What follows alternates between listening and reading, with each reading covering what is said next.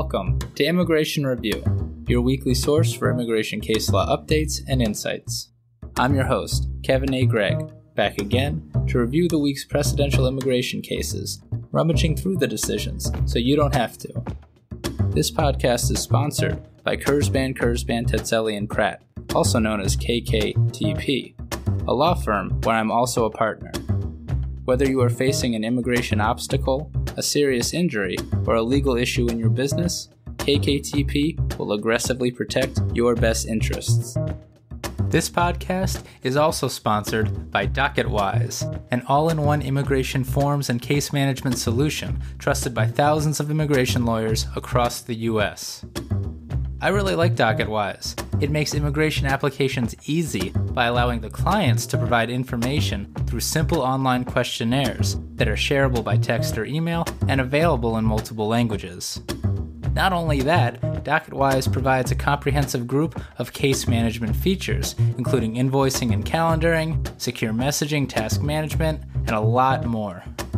You can learn all about DocketWise and receive a 10% discount on your subscription by heading to docketwise.com/immigration-review, so they know we sent you. And as always, this show does not constitute legal advice and has no bias other than to keep you up to date and to enable you, my dear colleagues, to excel in court. So, without further ado, let's start the review.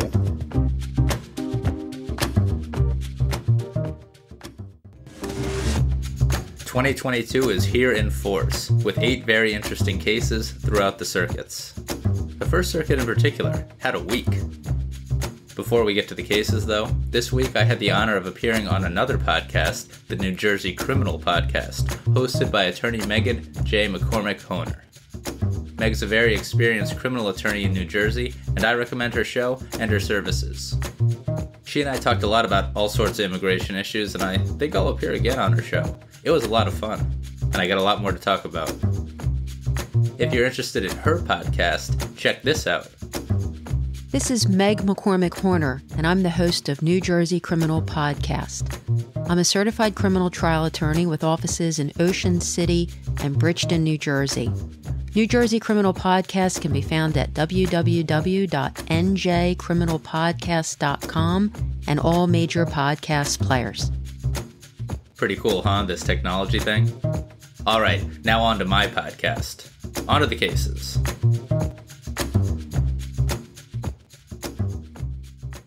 Starting off with a big week, we've got Takwi v. Garland, published by the 10th Circuit on January 10th, 2022. This case, like so many I'm about to discuss, is about credibility. Mr. Takwi is an asylum seeker from Cameroon. He passed his credible fear interview at or near the border and was placed in removal proceedings to bring his asylum claim, which he did without an attorney. Like the non-citizens in a few recent cases, Mr. Takwi testified that he was a member of the Southern Cameroon National Council, or SCNC, quote, a political organization that seeks independence for the Anglophone region of Southern Cameroon, end quote. He testified to having been arrested twice by military police while protesting and tortured in prison. A year later, police came to his home, found SCNC pamphlets, and beat him severely. Mr. Takwi included corroborating letters and evidence for his claim, including his SCNC card. But an immigration judge believed Mr. Takwi inconsistent and denied his claims. The IJ did not, however, make an adverse credibility finding. The IJ simply held that the inconsistencies made Mr. Takwi's pro se testimony insufficiently reliable. The BIA affirmed, notwithstanding Mr. Takwi obtaining counsel for the appeal. And likely with the assistance of that same counsel, the 10th Circuit remanded. And that's really because of what the IJ did with credibility. As discussed often, including even after the Supreme Court's Garland v. Dye decision discussed on episode 58 of the podcast, unless an IJ makes an explicit adverse credibility finding, quote, the applicant or witness shall have a rebuttable presumption of credibility on appeal to the BIA, end quote. Now, Dye holds that that's not the case when the matter is appealed from the BIA to the circuit, but it still holds true with appeals from the IJ to the BIA, because of the governing statute and the regulation. This is particularly important because, quote, the reluctance to make clean determinations of credibility appears to be a disturbing feature in immigration cases, end quote, and the Tenth Circuit will not be encouraging such disturbing actions. Without an explicit adverse credibility finding, the BIA needed to provide Mr. Takwi a rebuttable presumption of credibility on appeal, i.e., it probably needed to accept his story of past persecution as true, or at least provide a very good reason why not. It did not do so, and so the Tenth Circuit remanded. But that does still leave open the question, what is an explicit adverse credibility finding? Apparently the statute in the Tenth Circuit case law is unclear, so the panel answered it, quote, explicit means fully and clearly expressed, leaving nothing implied, end quote. While IJs aren't bound by magic words, to satisfy the statute, quote, the IJ must state in no uncertain terms that the applicant's testimony is or is not credible, end quote. Here, the IJ's discussion of, quote, significant concerns, end quote, and other inconsistencies, even after considering the testimony and record in totality, didn't cut it.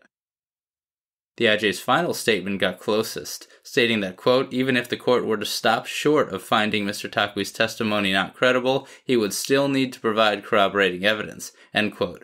But that begs the question for the Tenth Circuit, quote, did the IJ stop short of finding Mr. Takwi's testimony not credible, end quote.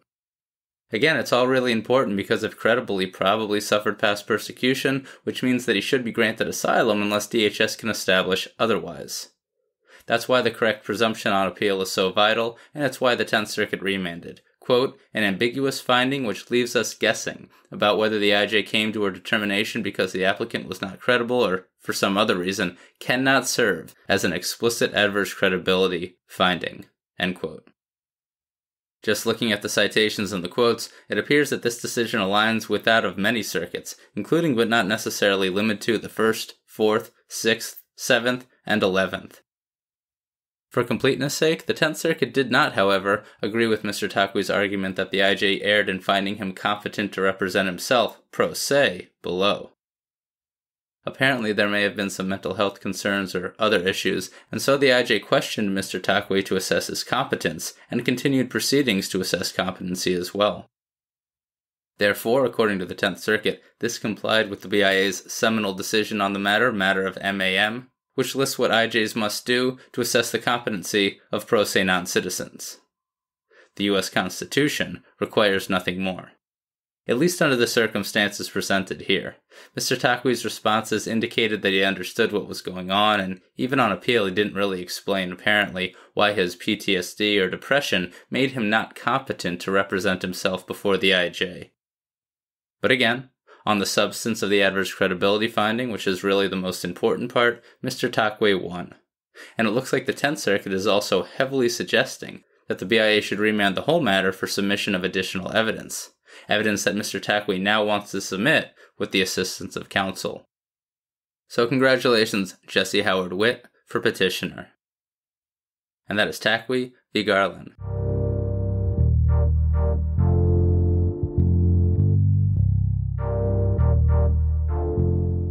Next is the first of a trio of First Circuit decisions, Diaz Ortiz v. Garland, published by the banc court on January 10th, 2022. This is a brisk 65-pager from the banc First Circuit on Boston's, quote, gang assessment database, end quote, and on credibility. And for those of you, like my mother, aghast at the decision's length, don't you worry. The majority decision is only 55 pages. Now, because it's an banc decision, that likely means the panel decision has been discussed before on the podcast, and it was, way back on episode 3. The banc court has now reversed that panel decision and ruled in favor of Mr. Diaz Ortiz in an important way. Let's begin. Mr. Diaz Ortiz is from El Salvador and entered the U.S. in 2015 at 16 years old. He went to go live with an uncle in Boston, where 3 years later, ICE agents arrested him with 2 other people as part of an operation against MS-13. But Mr. Diaz Ortiz had no arrest record and no prior gang accusations. ICE kept him in custody for years. In detention, and now over 18 years old, he filed an application for asylum and related relief, quote, including persecution because of his evangelical Christian religion, end quote.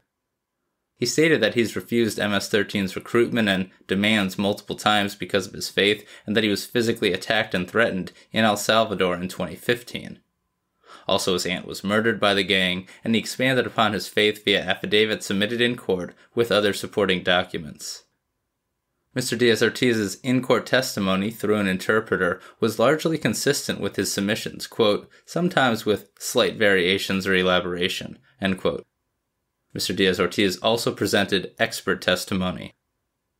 DHS, over Mr. Diaz Ortiz's objection and purportedly as rebuttal evidence, introduced a packet with gang assessment database documents and a report by an ICE officer describing Mr. Diaz Ortiz as a, quote, verified, end quote, member of MS-13. Mr. Diaz Ortiz's expert explained why these documents aren't reliable, and the ICE officer was not present to testify. The IJ accepted and relied upon these documents. The IJ made an adverse credibility finding. A lot of the finding related to the fact that the IJ believed Mr. Diaz Ortiz an MS-13 member despite his testimony, relying heavily on those documents from the gang assessment database. Kind of relatedly, apparently Mr. Diaz Ortiz had an encounter with police where he possessed a chain and a lock, and he told the police was for his bike at the time. To get into the weeds about this, the IJ, acting a bit like a prosecutor based on the testimony reflected in this decision, seems to have got Mr. Diaz Ortiz on the stand to agree that he only ever used the train to get around Boston. The IJ therefore believed Mr. Diaz Ortiz inconsistent when he testified later on cross-examination that he also used a bike, sometimes, to get around his neighborhood. Mr. Diaz Ortiz's attorney even had to object to the IJ about the IJ's own question as misstating prior testimony. A pretty uncomfortable thing to have to do. Extrapolating on all that, though, the IJ determined that the record indicated that Mr. Diaz Ortiz was MS-13. Also, the IJ did not believe some of his testimony regarding his Christian faith. The BIA affirmed, as did the First Circuit panel, with a dissent, but now, with the en banc court, the dissent has won the day for Mr. Diaz Ortiz. It really comes down mostly to that gang assessment database and the related documents that ICE submitted. The First Circuit believes it's central to the adverse credibility finding, but it also believes the database very unreliable. And really that's because those ICE documents rely on a Boston police database, which contains documents known as Field Interrogation Observations, or FIOs. And the First Circuit has little faith in the FIOs. When the Boston police create them, most of the information is based on, quote, consensual encounters, end quote, between subjects and police, which under Massachusetts law, quote, are considered constitutionally insignificant, and a police officer may initiate such an encounter without any information indicating that the individual has been or is presently engaged in criminal activity, end quote. The Boston gang database is based on a point system, and it seems really for the police to coordinate information amongst themselves. It appears that they're not really sufficiently reliable, say, for criminal court, at least not by themselves. In Mr. Diaz Ortiz's case, he got a bunch of points mainly for being in regular contact with known MS-13 members. So the report seems to say. But actually digging deeper into the report, the First Circuit found that those people that Mr. Diaz Ortiz was in contact with are listed as only suspected gang members. Boiled down, the First Circuit saw a series of encounters with a Salvadoran teenager smoking pot and sometimes speaking with other Salvadoran teenagers in high school, some of which were suspected of being MS-13. The First Circuit did not like that as a basis to label Mr. Diaz Ortiz as MS-13 himself. Putting it legally, the First Circuit has held in the past that an IJ's reliance on police reports can indeed be an abuse of discretion under the right circumstances. And under all circumstances, if an IJ is going to rely on any police report at all, the IJ must first, quote, determine that the report is reliable and that its use would not be fundamentally unfair, end quote. The IJ must make that finding and presumably explain why. If not, the IJ cannot rely on police reports. As you may have guessed, no such initial finding was made here. This is a big problem because substantively the reports reveal a, quote, lack of evidence to substantiate the gang package's classification of Mr. Diaz Ortiz as a member of MS-13, end quote. Just because a police report says something doesn't make it so in immigration court, and that's especially true according to the First Circuit when the police are basing their finding on a, quote, point system, end quote. At the end of the day, in stripping away his and other young men being Hispanic, quote, the FIOs show no more than a teenager engaged in quintessential teenage behavior, hanging out with friends and classmates, end quote. Or put differently, and here's a great standard for attacking adverse credibility findings post-Supreme Court decision in Garland v. Dye, quote, the government's evidence was simply not of a kind and quality that a reasonable fact finder could find sufficient, end quote. Touching on the train and bike transportation around Boston thing, the First Circuit believes the IJ's questioning, conduct, and conclusions were tainted by a belief that Mr. Diaz Ortiz was an MS-13 member, which again goes back to that faulty gang report. And quote, most notably during the cross-examination, the IJ cut off what appears to be an attempt by Mr. Diaz Ortiz to explain the discrepancy the IJ had raised, end quote. Case remanded. Judges Lynch, Howard, and Gelpi dissented, fearing the decision will have, quote, consequences going well beyond this case, end quote. Perhaps. Congratulations Christian Ambiel and half of Boston for a win on what appears to be a long-fought pro bono fight. Long one, but I've done my best, so please indulge me a bit more.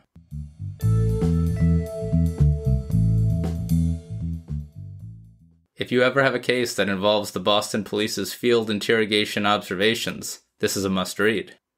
Pages and pages about how the documents aren't reliable. Really just submit the decision and let the First Circuit do the rest to try and get that evidence excluded, or at least undermined. And how about this quote as, I'm a nerd on burdens. Notwithstanding Mr. Diaz Ortiz's overall burden on asylum, quote, Mr. Diaz Ortiz was not obliged to prove that those individuals were not gang members. It was the government's obligation to demonstrate that they were MS-13 associates through the gang package or other evidence, end quote. Noted. And that is Diaz Ortiz v. Garland.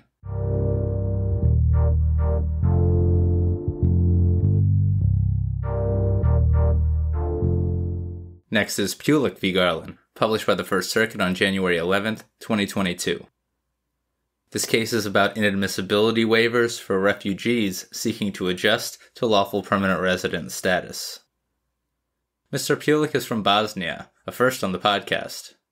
He was admitted into the U.S. as a refugee in 1992 for reasons that many listeners can imagine, but he never became an LPR, and therefore he certainly didn't naturalize. In 2016, he was convicted by a jury in Massachusetts of assault with a dangerous weapon, a firearm, under Massachusetts General Law Chapter 265, Section 15b, B, and a variety of other firearm offenses. For everything, it appears he was sentenced to 4 to 5 years incarceration. In removal proceedings, Mr. Peulic conceded that he was removable under INA Section 237A2C for having been convicted of an offense related to a firearm, but challenged the allegation that his conviction or convictions were also aggravated felonies under INA Section 101A43F, a crime of violence, as defined at 8 U.S.C. Section 16A. The IJ sustained both charges. As for relief from removal, Mr. Peulic applied to adjust to LPR status under the Special Refugee Adjustment provision that he should have done many years ago, concurrently with a waiver of inadmissibility under INA Section 209C, and alternatively for asylum and related relief. As the basis for this Special Refugee Adjustment waiver, and to explain that he's more than just his crime, Mr. Peulic and his siblings testify that his mother suffers from cancer and mental health issues in the U.S., and that Mr. Peulic serves as her primary caregiver. The IJ found that the crimes were crimes involving moral turpitude, making Mr. Peulic inadmissible, and then denied the special refugee waiver. And that's because under matter of Jean, there is a heightened standard for waivers for people convicted of violent crimes, and the IJ found Mr. Peulic's met that standard. The IJ then determined that Mr. Peulic hadn't established the hardship to himself or his family in the U.S. necessary for the special refugee adjustment waiver.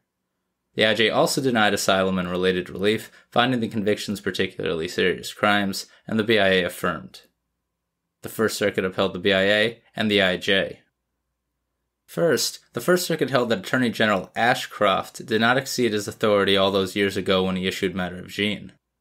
Again, in that decision, the Attorney General, quote, articulated a heightened standard for waiving the inadmissibility of refugees who have been convicted of violent or dangerous crimes, end quote.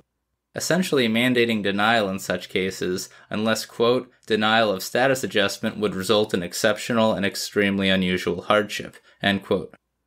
Congress granted all attorneys general, including the current attorney general, this authority, and Attorney General Ashcroft used it, reasonably, so the First Circuit held. As to upholding matter of gene, this holding aligns with that in a variety of circuits. The decision, quote, left open the possibility that even the most violent and dangerous immigrants could be granted relief in an appropriate case, end quote. So it was permissible. The First Circuit further held that the Attorney General's use of the phrase, quote, violent or dangerous, end quote, in matter of gene is not unconstitutionally vague because each application is to be based on real-world facts of a given case. So, as Mr. Peulic was inadmissible, remember his crimes were deemed CIMTs, and because they were deemed violent, he needed to meet the heightened matter of gene standard.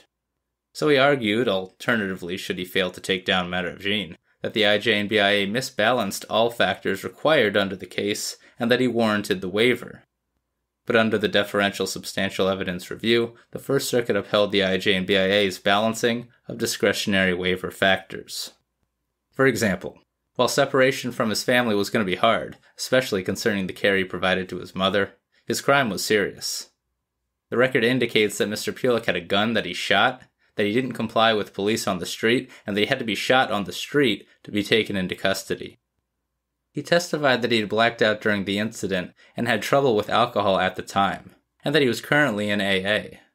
But to the First Circuit, the record indicated that the IJ and BIA considered these facts. The First Circuit can't reweigh evidence on petition for review, so it says. The waiver standard is quite heightened under these circumstances, and the First Circuit's review is limited, so the court affirmed the agency. As Mr. Peulic didn't challenge the denial of asylum and related relief, there was no more to say. Mr. Peulic did not succeed. And that is Peulic v. Garland.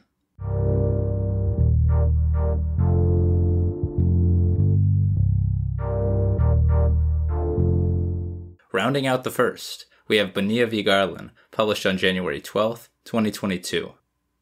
Let's go back to the reliability of government evidence. Always a fun one for me.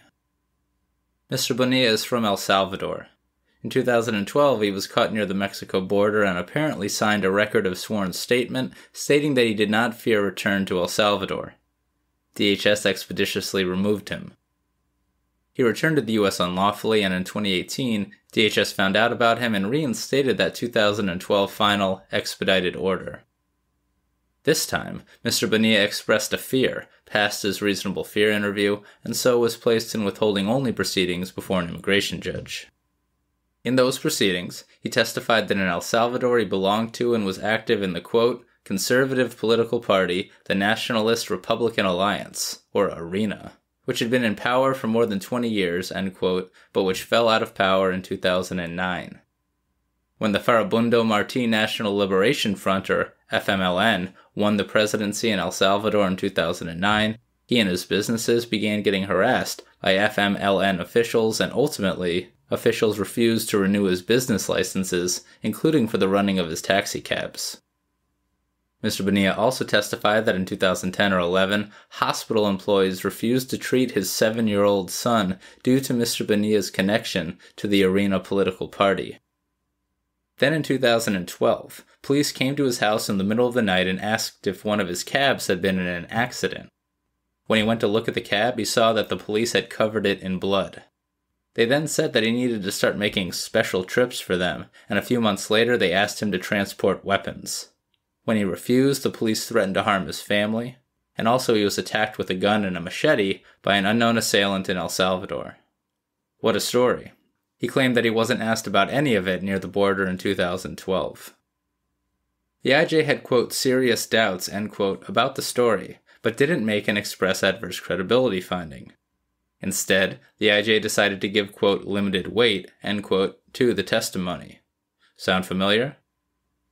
The IJ denied withholding of removal and protection under the Convention Against Torture for Mr. Bonilla's failure to meet his burden. The BIA summarily affirmed. The First Circuit remanded.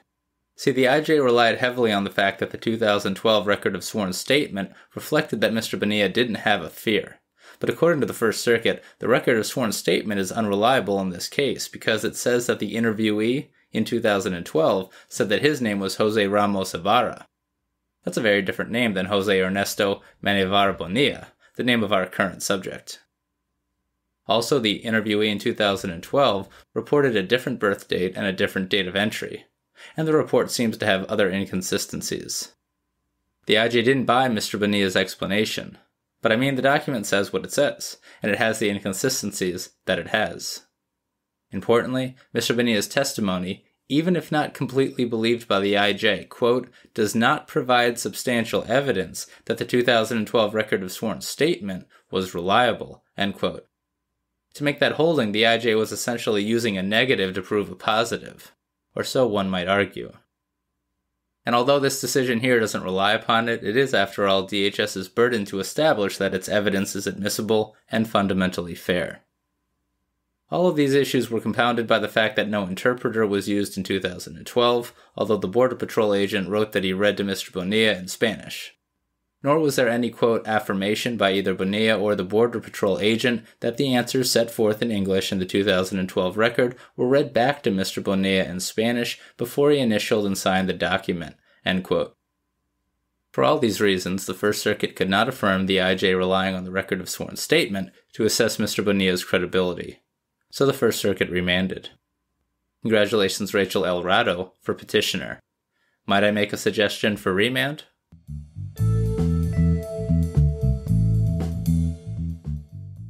So again, the IJ didn't actually make an adverse credibility finding in the first place. While the First Circuit doesn't mention the issue, it's certainly another potential flaw for the agency to readdress on remand, particularly in light of the Takwi v. Garland decision just discussed out of the 10th Circuit. Or if we want to talk binding First Circuit precedent on clean adverse credibility determinations, might I suggest Molina Diaz v. Wilkinson, discussed on episode 44 of the podcast? And that is Bonilla v. Garland.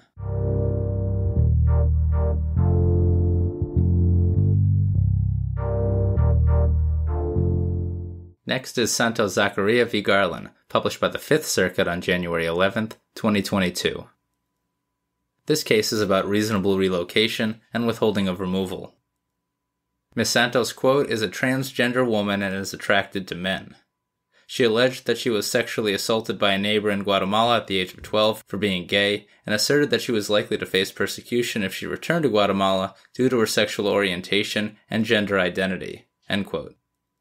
It appears that Ms. Santos may have filed her application too late for asylum. There's generally a 1-year deadline on that application, and so before the IJ and the BIA, she applied only for withholding of removal and cat protection, which have higher legal burdens and can't result in a green card.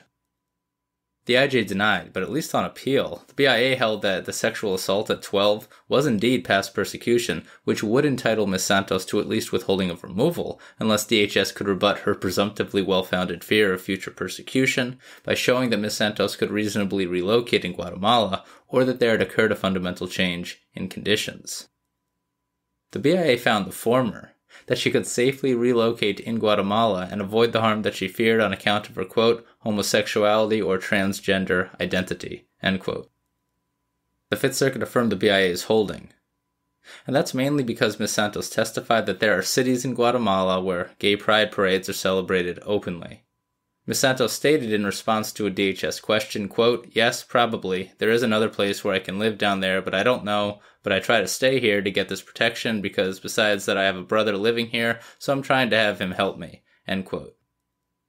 Judge Higginson in dissent does not believe this statement sufficient for DHS to meet its burden on relocation, but the majority believes this statement establishes that, quote, she did in fact know of a city or cities in Guatemala where it was probably safe for gay and transgender people to live, end quote. Turning to cat protection, there is no presumption even where past torture is established. Past harm is simply considered in totality to see if the applicant meets her burden. And the 5th Circuit dismissed Ms. Santos' challenge here by finding that her claim that the BIA didn't give enough analysis needed to be brought to the BIA first through a motion to reconsider. The 5th Circuit held that Ms. Santos essentially needs to ask the BIA to consider her case again before the 5th Circuit would do so. Because she did not, the court held that it lacked jurisdiction to review her cat claims. Also, the Fifth Circuit agreed with the IJ and the BIA that the record didn't establish her eligibility for cat protection. A bit more on reasonable relocation.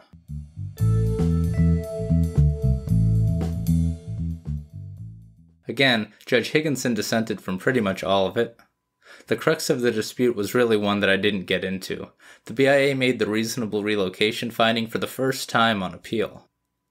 Ms. Santos challenged that as impermissible fact-finding by the BIA, but the majority decision here deemed that argument unexhausted by Ms. Santos because, like the cat argument, she didn't first sufficiently bring that issue to the BIA's attention through a motion to reconsider.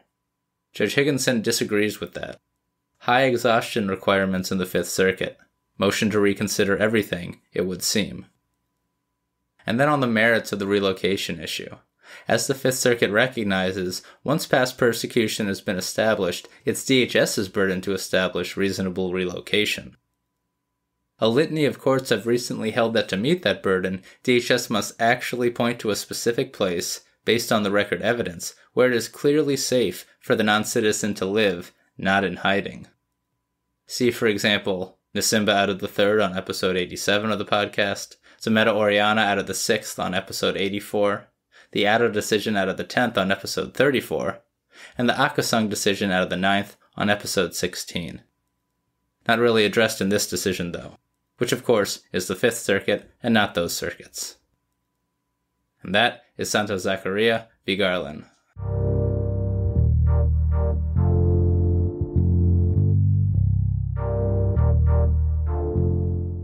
Next is Guzman-Torralva v. Garland, published by the Sixth Circuit on January 13th, 2022.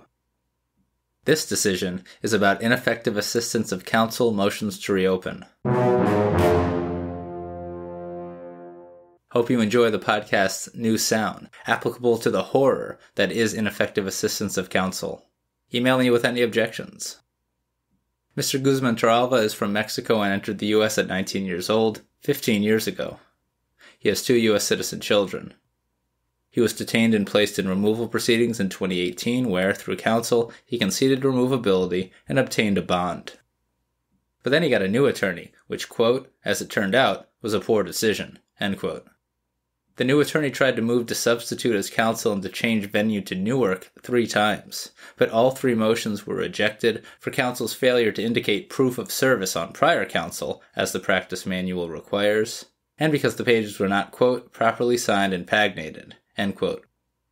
This all was happening in the Cleveland Immigration Court, and based on what I've heard, it appears that that court has quite the reputation for rejecting filings. Neither Mr. Guzman-Torralva nor his new attorney appeared for his hearing in Cleveland, and the court ordered Mr. Guzman-Torralva removed in absentia. With the help of a 3rd attorney, Mr. Guzman-Torralva filed a motion to reopen, arguing among other things that the 2nd attorney told him that he didn't need to appear for his hearing in Cleveland. As the basis, Mr. Guzman-Torralva alleged ineffective assistance of counsel, which is governed by the BIA's matter of Lozada decision, which has certain procedural requirements to bring such a claim. One of those requirements in the Sixth Circuit is that the non-citizen, quote, must state whether they filed a formal bar complaint against his lawyer, end quote, and if they haven't so filed, why not? Mr. Guzman-Torralva didn't do that, and the IJ denied the motion to reopen. The BIA affirmed. And the Sixth Circuit did too. So actually, the Sixth Circuit appears a bit more lenient than some other circuits. Matter of Lozada requires the filing of a bar complaint, but in the Sixth, if you don't, and you convincingly explain why the complaint wasn't filed, an ineffective assistance of counsel motion to reopen can still succeed. That being said, a non-citizen, quote, who fails to meet the Lozada requirements forfeits his ineffective assistance of counsel claim, end quote.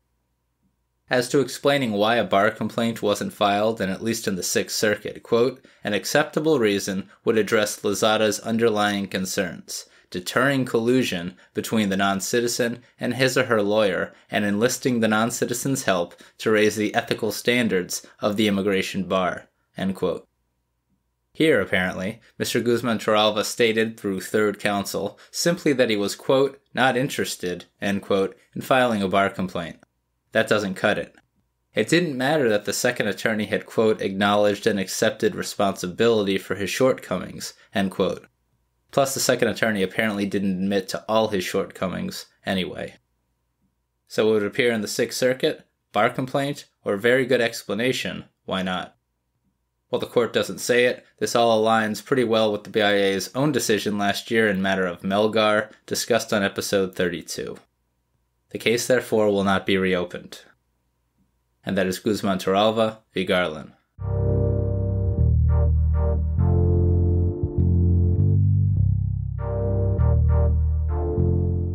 Turning then to the Ninth Circuit, we first have Jimenez-Sandoval v. Garland, published on January 13th, 2022. This case is about in absentia, motions to reopen, and minors. Ms. Jimenez-Sandoval came to the United States a long time ago. She was released on her own recognizance by former INS and placed in deportation proceedings by being served with an order to show cause, the predecessor to notices to appear. She didn't appear for her hearing and was ordered deported in absentia. She did not depart the U.S., and in 2013 or so, she filed a motion to reopen, claiming that she failed to receive adequate notice of her hearing all those years ago. If true, there is no time limit on such motions. See, it turns out that Ms. Jimenez-Sandoval was not 20 years old as immigration officials believed she was when they served her with the OSC. She was 17. She therefore argued that when she was released on her own recognizance without reasonable notice to an adult, the notice was inadequate under the Ninth Circuit's decision in Flores-Chavez v. Ashcroft. We last discussed that case and a similar issue in BR v. Garland on episode 64 of the podcast. Lots of reminiscing this week. The IJ disagreed and the BIA affirmed. And the Ninth Circuit found the motion to reopen properly denied. It really all comes down to Flores-Chavez. Now true, that case involved similar facts, except Mr. Flores-Chavez was 15 years old at the time of the relevant events. And really, the regulation applicable at the time of Flores-Chavez and Ms. Jimenez-Sandoval's relevant events required special procedures where the minor was under 14 years old. So that's neither Mr. Flores-Chavez nor Ms. Jimenez-Sandoval.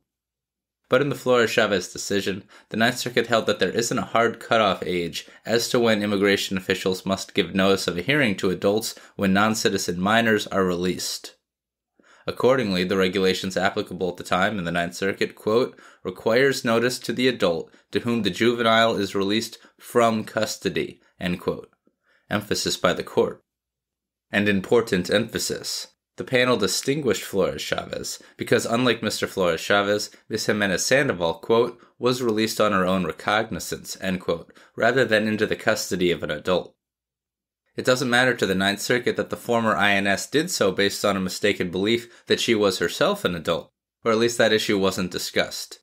Quote, because there was no adult present to assume responsibility for ensuring Jimenez-Sandoval's appearance at future hearings, the requirements of the regulations were not triggered, end quote. The key, I suppose, is whether the minor is placed in detention and or whether they're released to an adult. Here, neither event occurred. Unsure what would have happened if one had occurred, but neither did here. So the Ninth Circuit found the issue not governed by Flores-Chavez, which means that 17-year-old Ms. Jimenez-Sandoval received proper notice of her hearing, which means that she loses her motion. And that is Jimenez-Sandoval v. Garland.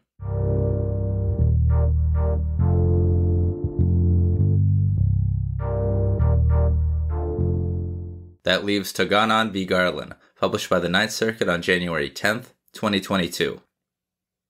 This case is about arson-type aggravated felonies. Love to end with some crimmigration. Mr. Togonon is from the Philippines and has been a lawful permanent resident since 2013.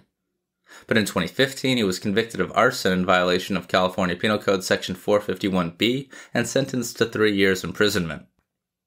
DHS initiated removal proceedings alleging that Mr. Togonon's conviction was an aggravated felony as defined in INA Section 101A43EI, as it was an offense described in 18 U.S.C. Section 844I.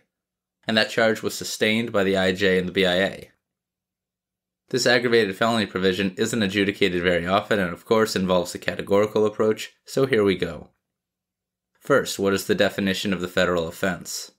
Sure, it's INA Section 101A43EI, but like the crime of violence definition at 101A43F that we always discuss, this aggravated felony provision expressly references another federal statute, a federal criminal statute, at 18 U.S.C. section 844I.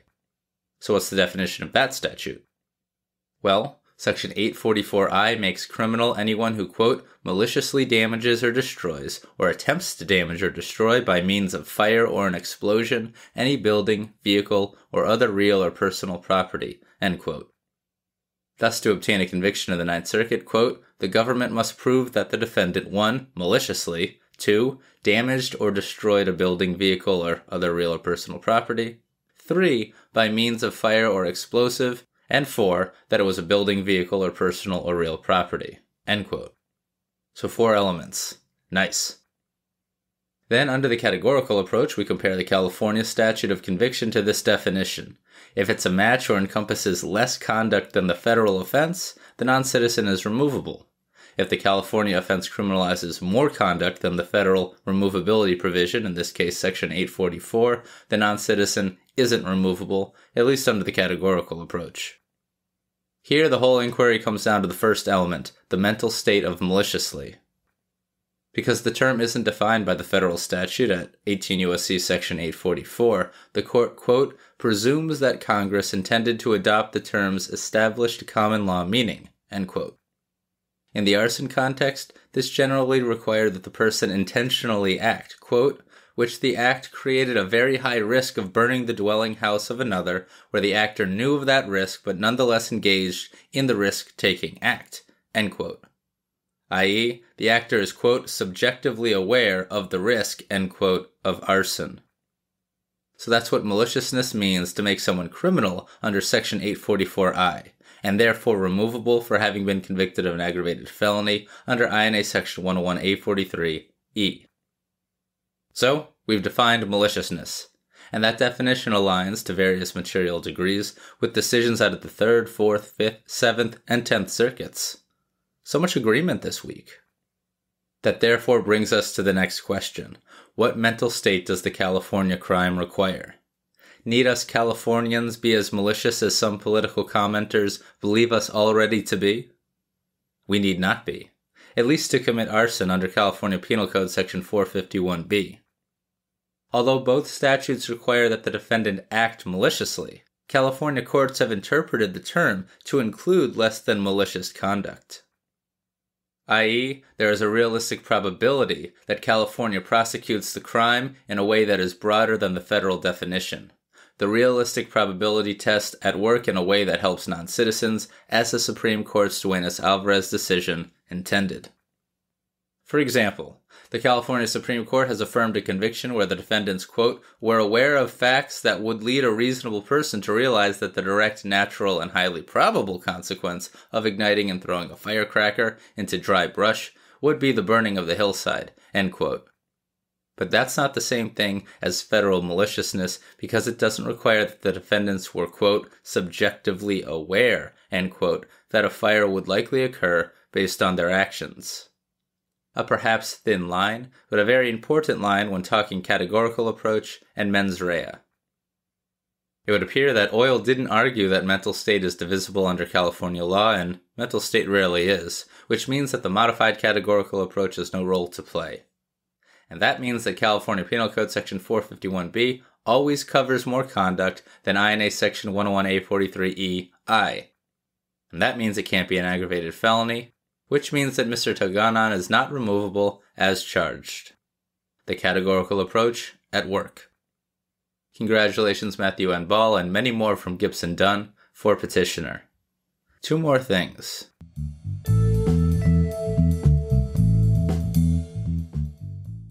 Of note, the federal criminal statute that I just discussed, 18 U.S.C. section 844I, like pretty much all federal criminal statutes, requires that the conduct, in this case the damage to property, affect interstate or foreign commerce.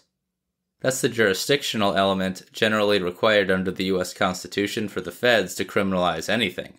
Con Law 101. But as the Supreme Court explained in the 2016 decision Luna Torres v. Lynch, this last element of the offense, the jurisdictional element, is ignored when applying the categorical approach. After all, a state offense will never have it, so it would pretty much negate all aggravated felonies and other removability provisions that expressly reference a federal criminal statute if it was applied in the categorical approach.